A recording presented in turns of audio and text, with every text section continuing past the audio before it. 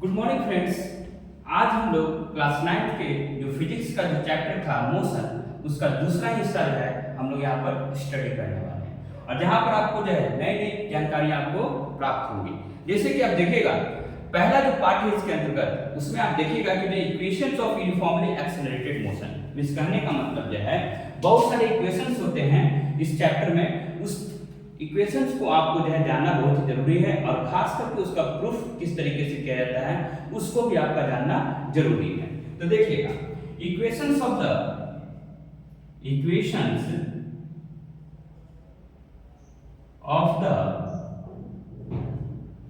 Uniformly accelerated motion, equations of the uniformly accelerated motion. तो यहाँ पर आपको जो है पहला जो है फर्स्ट इक्वेशन जो है वो आपको दिस रूप में है, first equation of the motion, first equation of motion, first equation of motion. तो फर्स्ट इक्वेशन ऑफ मोशन कहता क्या है? फर्स्ट इक्वेशन ऑफ मोशन कहता है कि v is equal to u plus at, v is equal to u plus at, and what this tells? It tells that it gives the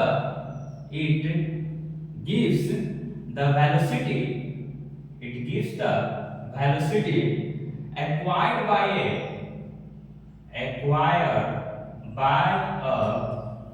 body in time t। इस कहने का मतलब v बराबर u plus at। इस कहने का मतलब यह है कि किसी भी वस्तु के द्वारा जो है किसी पार्टिकुलर टाइम में जो है उसके द्वारा जो है वेलोसिटी जो प्राप्त किया जाता है उसी को हम लोग जो है फर्स्ट इक्वेशन ऑफ मोशन के रूप में जानते हैं। जहां पर स्टेटमेंट क्या है, v equal to u plus at। यहाँ पर देखिएगा, यहाँ पर आप जानते हैं कि सिंस एक्सेलरेशन बराबर क्या होता है, एक्सेलरेशन जिसके बारे में आपको चर्चा पहले ही कर दिया जा चुका है कि एक्सेलरेशन बराबर क्या होता है, change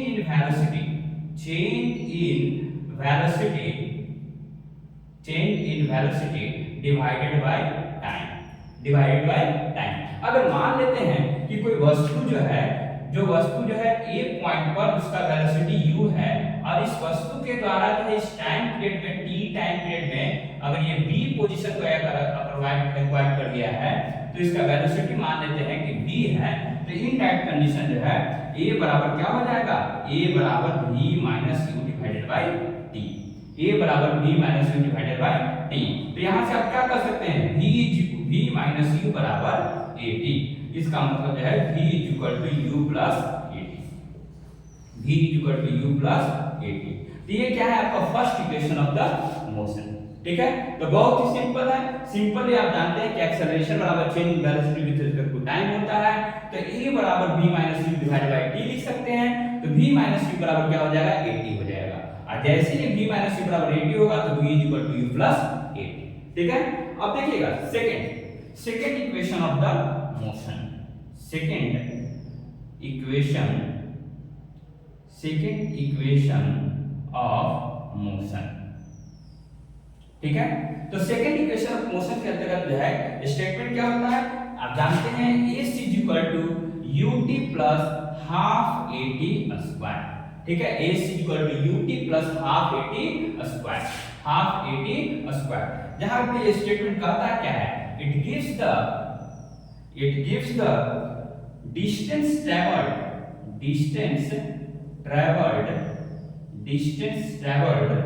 bye a body in time t।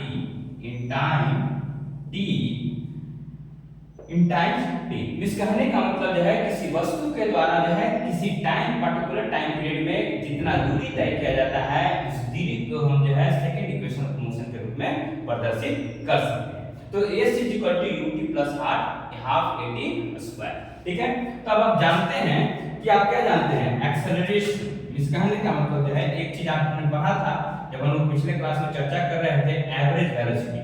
क्या किए थे, एवरेज वेलोसिटी। जब एवरेज वेलोसिटी की चर्चा हुई थी तो उस दौरान आपको पता चला था कि जो इनिशियल वेलोसिटी होता है that that is the u and the final velocity divided by the 2। इस कहने का मतलब जो है अगर एवरेज वेलोसिटी की चर्चा होती है तो that is also called as the mean velocity, that is also called as the mean velocity. तो average velocity is equal to u plus v divided by 2। तो अगर आप जानते हैं कि जब हम वेलोसिटी की चर्चा किए थे तो उस दौरान इसको नोटेशन किस रूप में दिए थे, s के रूप में। So it is s is equal to u plus s is equal to u plus v divided by 2, so it will be u plus v is equal to 2s। so यहां से आप देख सकते हैं u plus v is equal to 2s। और एक चीज और आप जानते हैं कि डिस्टेंस ट्रेवल्ड होता है, तो distance travelled and distance travelled is equal to क्या होता है, that is the average velocity into time. तो देखिएगा डिस्टेंस ट्रेवल जिसको हम लोग जो है क्या करते हैं दूसरे रूप में कर सकते हैं कि एवरेज वेलोसिटी की जब चर्चा करते हैं तो एवरेज वेलोसिटी क्या था, u plus v divided by 2 into t। तो यहां से हम कर सकते हैं अगर हम डिस्टेंस ट्रेवल को भी अगर मान लेते हैं, अगर एवरेज वेलोसिटी की चर्चा करते हैं तो उसको अगर हम s को नोटेशन नहीं भी देते हैं तो इस कंडीशन में एवरेज वेलोसिटी को हम इस रूप में भी छोड़ सकते हैं, ठीक है। तो u plus v divided by 2 into t and distance travel को अगर हम s के रूप में अगर प्रदर्शित करते हैं तो that will be s is equal to u plus v divided by 2। It means 2s is equal to u plus v into t। अब आप जानते हैं कि v is equal to क्या होता है, u plus 80 होता है। v is equal to क्या होता है, u plus 80 होता है। so it will be 2s is equal to u plus v is equal to u plus 80 into t। Means कहने का मतलब जो है 2u plus 80 into t। इसका मतलब क्या है 2ut plus 80 square.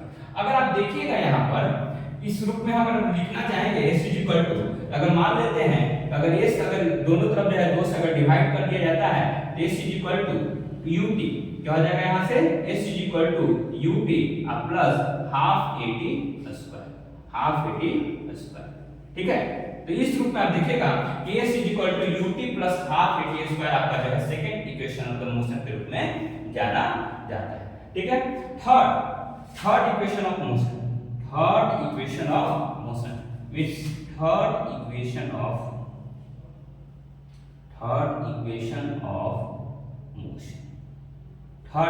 of motion। तो देखिएगा थर्ड इक्वेशन ऑफ मोशन क्या कहता है, v square is equal to u square plus 2as। v square is equal to u square plus 2as।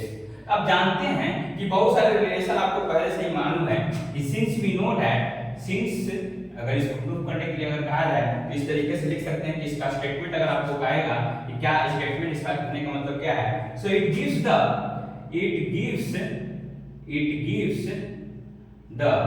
velocity acquired by a body in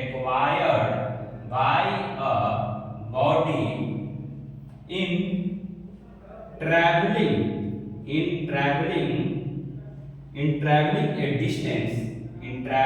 a distance s। इस कहने का मतलब किसी खास दूरी s को तय करने में किसी वस्तु के द्वारा जो है जो वेलोसिटी जो है वो प्राप्त किया जाता है, उसी वेलोसिटी को हम लोग जो है थर्ड इक्वेशन ऑफ मोशन के रूप में लिखते हैं। इस कहने का मतलब v square equal to u square plus 2as, ठीक है। तो अब जानते हैं कि पहला आप जानते हैं इसको प्रूफ अगर करना रहेगा तो सिंस, जैसा कि आप जानते हैं since we know that s is equal to क्या होता है, ut प्लस हाफ 80 स्क्वायर होता है, ut प्लस हाफ 80 स्क्वायर होता है, ठीक है।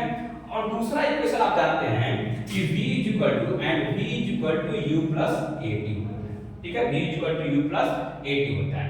जब आप ध्यान दीजिएगा कि अगर हम इसको करना चाहेंगे तो यहां से हम लिख सकते हैं 80 is equal to v minus u। 80 equal to क्या लिख सकते हैं, v माइनस u। अगर आप देखिएगा ध्यान से तो यहाँ पर एक रिलेशन आपको दिखाई दे रहा होगा कि t is equal to v minus u divided by t is equal to v minus u divided by. ऐसा क्यों हम कर रहे हैं, क्योंकि आप देखिएगा कि जब ये रिलेशन की चर्चा हो रही है तो यहाँ पर t का कोई भी टर्म नहीं है, तो t को हमको अलग टर्म्स में जो है आपको प्रदर्शित करना होगा। तो t equal to v minus u divided by a। अगर मान लेते हैं कि अगर हम कह सकते हैं कि यहाँ से जब t equal to v minus u हुआ, v minus u divided by a हुआ, तो अगर मान लेते हैं कि अगर एक पहला इक्वेशन था तो first implied a equal to क्या हो जाएगा u, और t के जगह पर अगर लिखिएगा v minus u divided by a और प्लस हाफ a, और t के जगह पर अगर लिखना चाहते हैं तो v minus u divided by a का होल स्क्वायर। इस रूप में आप इसको लिख सकते हैं, ठीक है। अगर आप ध्यान दीजिएगा यहाँ से जो है इसको अगर सिंप्लीफाई अगर कर दिया जाए तो it will be ub minus u square divided by a plus half a into v square plus u square minus 2ub divided by a square. अगर a से a को अगर कट कर दिया जाए तो एक नीचे a बचेगा। अगर मान लेते हैं कि उस a को जो बचा हुआ a है अगर हम इसे ले जाते हैं तो ये a लिख सकते हैं इधर की ओर, और यहाँ से ub minus u square plus यहाँ से क्या हो जाएगा v square plus u square minus 2ub, ठीक है।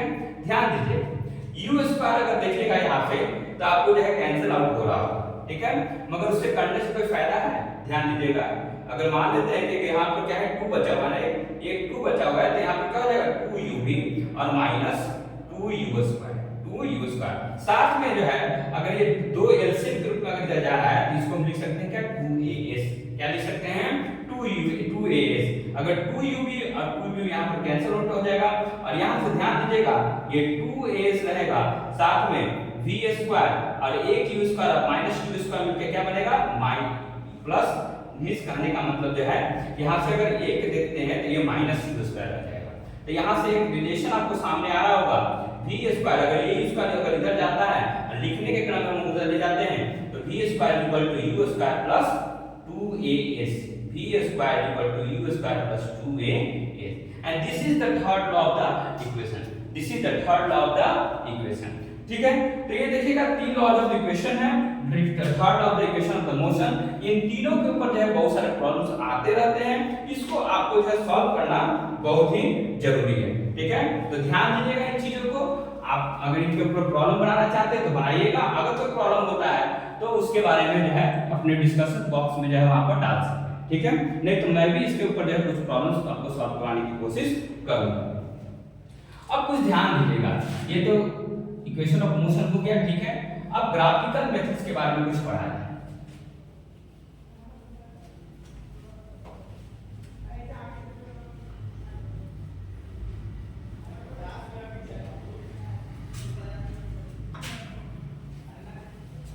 अब देखिएगा बहुत सारे ग्राफ्स होते हैं, ठीक है, जिसको आपको जानना बहुत ही जरूरी है, ठीक है। खास करके जो है डिस्टेंस टाइम ग्राफ की जब चर्चा होती है तो उस दौरान आपको बहुत सारी चीजें जाननी होती है कि ये किसके ग्राफ जो है किस तरीके से आपको रिप्रेजेंट करना है, ठीक है। तो कुछ ग्राफों की चर्चा हो गई थी पिछले क्लास में, मगर कुछ नए नए ग्राफ जो है उसको आप जान लीजिए, ठीक है। मान लेते हैं कि अगर जो है पहला जो ग्राफ है वह आपको जो है distance time graph for the distance time graph for uniform speed, ठीक है। तो distance time graph for uniform speed अगर आपको चर्चा करना है तो इस दौरान पिछले क्लास में हमने बता दिया था आपको कि अगर मान लेते हैं कि एक्स एक्सिस पर अगर डिस्टेंस को रिप्रेजेंट किया जाता है, ठीक है, नहीं तो एक्स एक्सिस पर मान लेते हैं कि टाइम को रिप्रेजेंट किया जाता है, ठीक है, टाइम को रिप्रेजेंट करते हैं, वाई एक्सिस पर अगर हम डिस्टेंस को रिप्रेजेंट करते हैं तो इन टाइप कंडीशन आप देखिएगा कि एक लीनियर ग्राफ बनता हुआ आपको दिखाई देगा, ठीक है। And this is the distance time graph for the uniform speed, ठीक है। तो ध्यान दीजिएगा इसको हम जो है यूनिफॉर्म स्पीड के रूप में जो है लिख सकते हैं, यूनिफॉर्म स्पीड।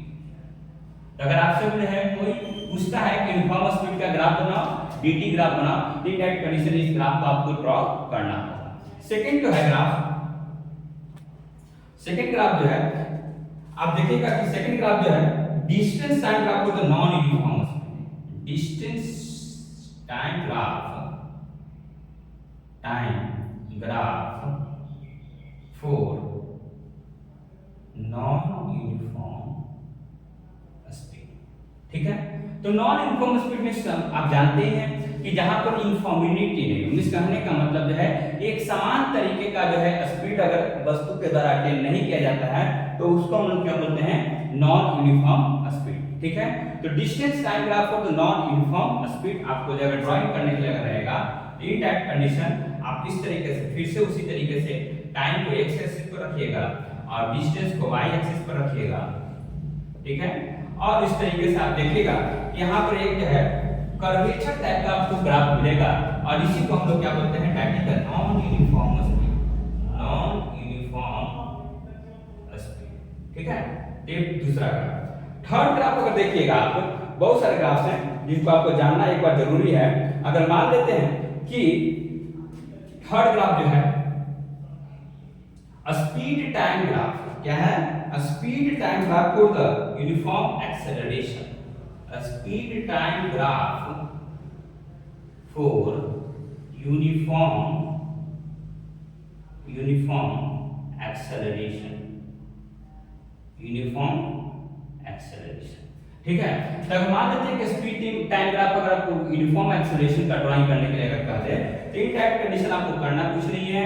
आप एक्स एक्सिस पर जो है टाइम को रखिएगा, एक्स एक्सिस पर टाइम को रखिएगा और वाई एक्सिस पर जो है आप स्पीड को रखिएगा।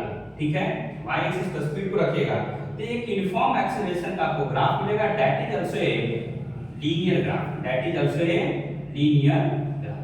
तो ये क्या आपको रिप्रेजेंट कर रहा है, यूनिफॉर्म एक्सेलरेशन, यूनिफॉर्म एक्सेलरेशन। ठीक है, ध्यान दीजिएगा।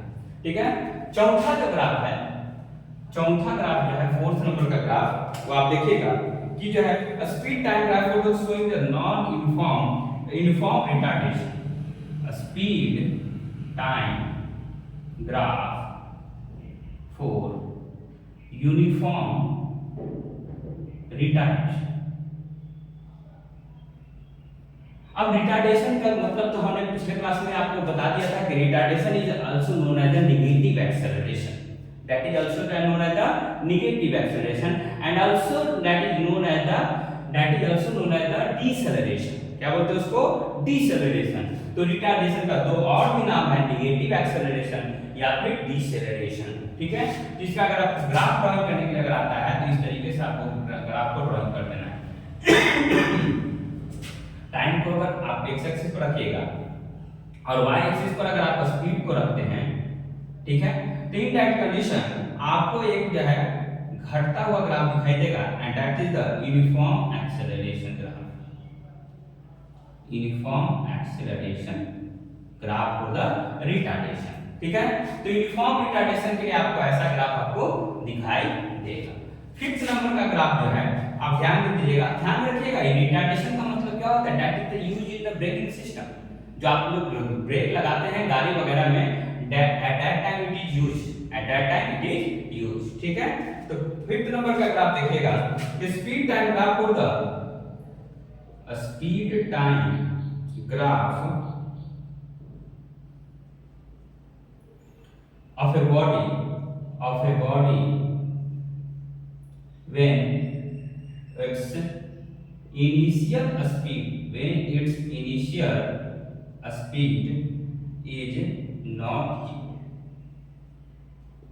तो अगर मान लेते हैं कि अगर इसका ग्राफ अगर आपको ड्राइंग करना है तो इन दैट कंडीशन आपको यहाँ पर टाइम को रिप्रेजेंट कीजिएगा। ठीक है, और यहाँ पर जो है आप स्पीड को रखिएगा। ठीक है, और स्पीड को रखने के बाद जो है आप जो सर्टेन मूवमेंट करवाइएगा। ठीक है, यहाँ पर सर्टेन मूवमेंट करवाइएगा, ठीक है, बॉडी को, और यहाँ से एक जो है यूनिफॉर्म एक्सेलरेशन का ग्राफ जो है ड्राइंग कर, यूनिफॉर्म एक्सेलरेशन। ठीक है, तो इस तरीके से आप जो है ये आप जो है ड्राइंग कर सकते हैं for what, that the speed time graph for the body when it's initial speed is not zero. No zero कहने का मतलब क्या है, इनिशियल स्पीड नो जीरो कहने का मतलब क्या है, that it means it is not at rest, it is not at rest. वह वस्तु जो है आराम मुद्रा में नहीं है, that was at the in the movement position. ठीक है, वह ऑलरेडी क्या है, मूवमेंट कर रहा था। ठीक है, तो इन दैट कंडीशन ऐसे ग्राफ आपको दिखाई देंगे। एक लास्ट ग्राफ जो है 6 नंबर का ग्राफ, उसको भी ध्यान में रखिएगा, speed time graph for the non uniform acceleration, speed time graph for non uniform acceleration. ठीक है, तो इसका ग्राफ देख लीजिएगा इस तरीके से।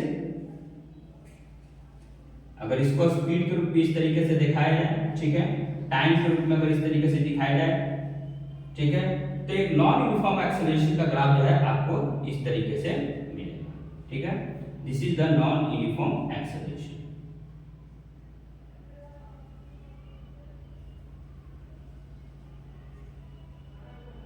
Non uniform acceleration. ठीक है, तो ये बहुत सारे ग्राफ्स हैं, इनको आपको जानना बहुत ही जरूरी है।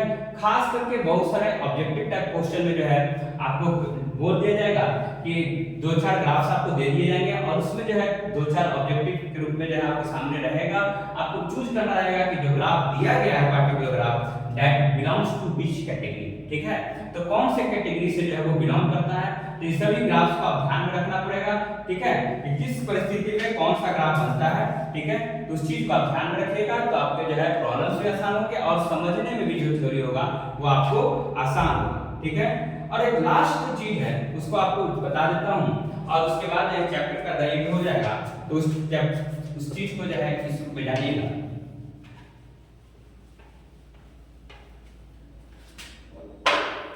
जो लास्ट पार्ट है that is a uniform circular motion. Uniform circular motion. ठीक है, यूनिफॉर्म सर्कुलर मोशन। तो आपको मैंने बताया था कि जब देखिएगा एक रस्सी से एक तिनके को बांध दीजिएगा, एक ढेले को बांध दीजिएगा, स्टोन को बांध दीजिएगा और उस रस्सी से सहारे जब उसको जो है एक मोशन देने का कोशिश कीजिएगा, इस कहने का उसको घुमाने की कोशिश कीजिएगा, तो in that condition that stone will achieve some movement. ठीक है, and that movement will call as the circumferential movement. That movement will be called as the circumferential movement and that in turn it is called as the circular motion। ठीक है, तो उसे हम जो है circular motion कहते हैं। तो ध्यान दीजिएगा, तो उस कंडीशन में जो है एक जो है बहुत सारे जो है फोर्सेस आपको दिखाई देंगे। आप देखिएगा कि सेंट्रीपिटल फोर्स काम करता हुआ दिखाई देगा। इस कहने का मतलब जो है आपसे जो है दूर जो है कुछ जो है वस्तु जाने की कोशिश करेंगे, आप मूव कराएगा तो, और बहुत सारे सर्कुलेटिंग पंप्स वगैरह होते हैं, तो उस दौरान भी देखिएगा कि जो है पानी जो है आपको अंदर के आने की कोशिश करता है और फिर वही पानी जो है बाहर की ओर जाने की कोशिश करता है। तो there is a movement that is called as the circular motion. ठीक है, तो आपको ध्यान में रखना चाहिए कि when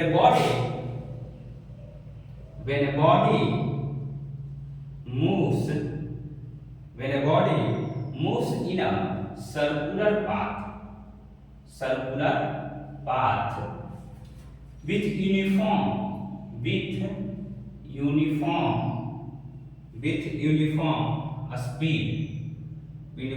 speed, that is the constant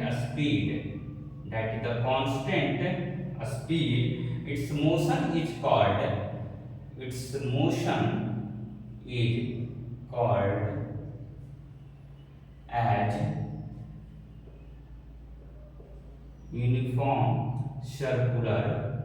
uniform circular motion. ठीक है, तो आप देखिएगा कि जो है कोई वस्तु जो है एक सर्कुलर पाथ पर अगर जो है एक कांस्टेंट स्पीड के साथ अगर मूव करता हुआ दिखाई देगा, इसका मतलब जो है that motion is called as a uniform circular motion. ठीक है, तो ध्यान दीजिएगा, जैसे कि आप देख सकते हैं कि द मोशन, कुछ पॉइंट्स इसमें जानना आपको बहुत जरूरी है कि the circulation the motion in a circle with a constant speed is known as the circular motion. तो आप इसके एग्जांपल्स आप लिख सकते हैं कि that is the stone, example stone tied with a string.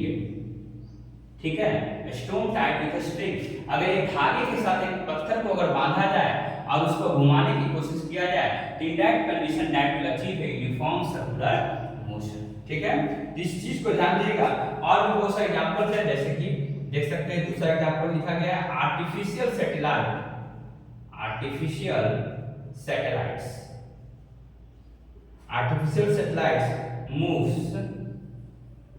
moves in a uniform circular uniform circular motion around the, ठीक है। तो देखिएगा कि बहुत सारे जो कृत्रिम जो है सैटेलाइट्स, कृत्रिम उपग्रह की जो है निर्माण किए जाते हैं मनुष्य के द्वारा, और वो सब जो है सैटेलाइट जो होता है वो एक पर्टिकुलर कांस्टेंट स्पीड के साथ जो है एक पर्टिकुलर सर्कुलर पाथ पर जो है वो मूव करता हुआ धरती के चारों तरफ दिखाई देता है, ठीक है।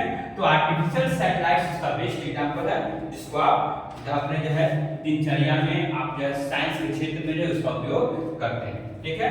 और भी बहुत सारे एग्जांपल है, जैसे कि the earth moves around the sun, moves around the sun, ठीक है, मूव्स अराउंड द सन, ठीक है। तो ये भी इसका जो है यूनिफॉर्म सर्कुलर मोशन का एग्जांपल है। और भी बहुत सारे एग्जांपल है, एन एथलीट moving on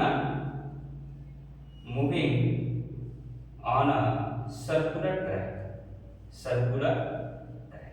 ठीक है। तो ये बहुत सारे एग्जांपल्स हैं जिसको आपको जानना जरूरी है, और इन चीजों के साथ आपका जो है ध्यान दीजिएगा कि मोशन का चैप्टर तो समाप्त हो रहा है, मगर इसके ऊपर बहुत सारे प्रॉब्लम्स आते हैं जिसको आपको सॉल्व करना बहुत जरूरी है।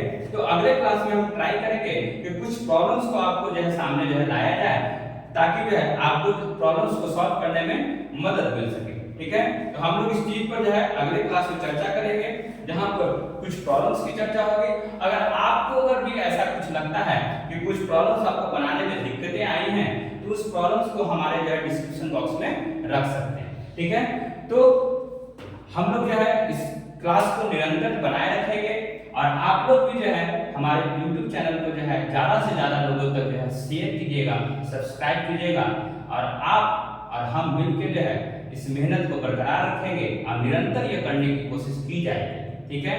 तो आप लोग हमारे चैनल को सब्सक्राइब कीजिए और जो है लोगों तक पहुंचाइए, शेयर कीजिए, ठीक है। लाइक में कोई कमी मत कीजिएगा, और वीडियोस को सब्सक्राइब कीजिएगा, चैनल को सब्सक्राइब कीजिएगा, और हमारे ऑफलाइन क्लासेस के साथ भी अगर आप जुड़ना चाहते हैं तो ज़्यादा से ज़्यादा स्टूडेंट्स जो है हमारे साथ जुड़ सकते हैं, ठीक है।